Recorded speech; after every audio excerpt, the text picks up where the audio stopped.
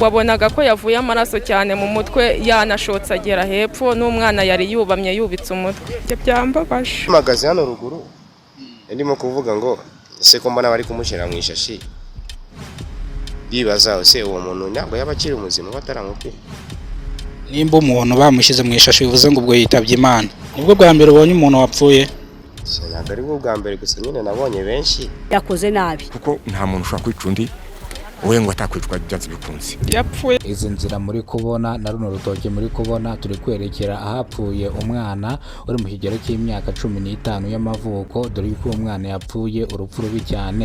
Ni mu gihe ubugenzacyaha buri gukora iperereza kugira ngo hamenyekane uwishe uyu mwana uri mu kigero cy'imyaka 15 y'amavuko ukomoka mu karere ka Bugesera mu murenge wa Mayange, aho bino byarijije abanyarwanda benshi cyane, abandi batangira kwifata ku munwa. Batubujije gutungayo kamera mu gihe ubugenzacyaha butararangiza gukora iperereza. Nibarangiza gukora iperereza baraza kutubwira dushyireyo kamera. Niyo mpamvu kino kiganiro gitangiye nataragera aho uyu musore yitabiye Imana. Gusa ni hano hepfo gatonya turahita tuhagera, bivuze ngo nizo nzira turi kwerekezamo kugira ngo tubereke umurambo kuntu bamwishe urupfu rubi cyane. Bamwishe bamuzingazingira mu mifuka barangiza bamujugunya hano hepfo, dore ko umuturage wamubonye yaragiye guhinga mu masaha ashyira saa 12 za mu gitondo. Ubwo yarazindutse Nyiranzabonimana Daforoza niwe wamubonye ubwa mbere, avuga yuko yamanutse mu gitondo saa 12 n'igice agiye guhinga,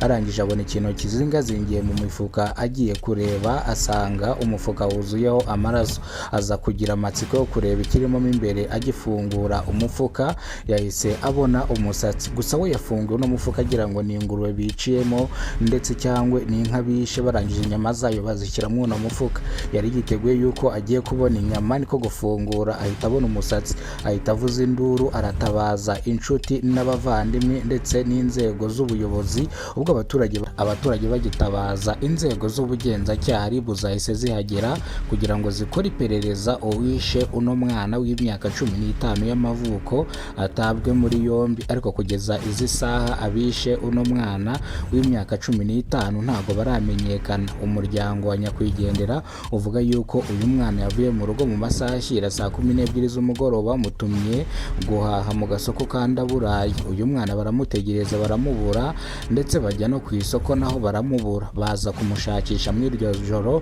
baza kumubura kubera ko ari umuntu waragiye guhaha ibyo bari buze kurya. Baza kugira ngo yenda umwana yagiye kwa nyirakuru, baza kubyihorera barongera barahaha baza kwitahira. Basobanura yuko rero mu gitondo ariko bumvise inkuru y'incamugongo ko umwana wabo azingazingiye mu mufuka, nibwo baje birukanka. Bahageze basanga no umwana wabo yishwe urupfu rubi cyane, dore ko abamwishe bamukubitaguye ibintu bimeze nk'amabuye, uyu mwana akaviramo imbere. Gusa abaturage bavuga yuko bamwishe urupfu rubi cyane.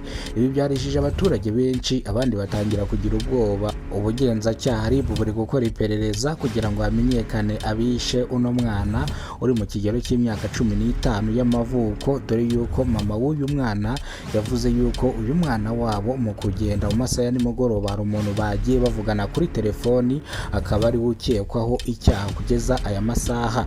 Ni mu gihe iyi telefoni y'uno mwana babashije kuyikurura, areba abantu bavuganye, cyangwa ribu ireba abantu bagiye bavugana, ndetse ribu ibashyira ku rutonde itangira kubahamagara. Gusa abitabye babashije kuhita baboneka mu minota 30 nibwo bahageraga. Harimo abatabonetse, gusa abahageze bahise batabwa muri yombi kubera ko ngo uyu mwana ajya gupfa, ndetse nibo banyuma bavuganye nawe. Haje babiri, abandi batatu ntago bigize baza, ariko bano babiri bavuga yuko uyu mwana yari inshuti yabo yabahamagaye arimo abaguza amafaranga. Ukibaza umwana w'imyaka 15 y'amavuko kuntu ajya kuguza amafaranga. Uri kwibaza uyu mwana yari umuhungu cyangwa yari umukobwa? Gusa icyo uri kwibaza ni ukuri, uyu mwana yari umwana w'umukobwa w'imyaka 15, ariko umurebye mu gihagararo wabona yuko ari umwana w'imyaka nka 20. Urebye igihagararo cye ukuntu ateye wagira ngo ni umwana mukuru cyane, cyangwa wagira ngo ni umuntu mukuru. How are you? I would like to tell you that if you are new in this channel, Kidasamura Rwanda TV, subscribe, like, and and I would like you to like and subscribe and do everything well. So hit the post notification, ring that big bell, and I hope you guys are okay and you will have good luck. Bye.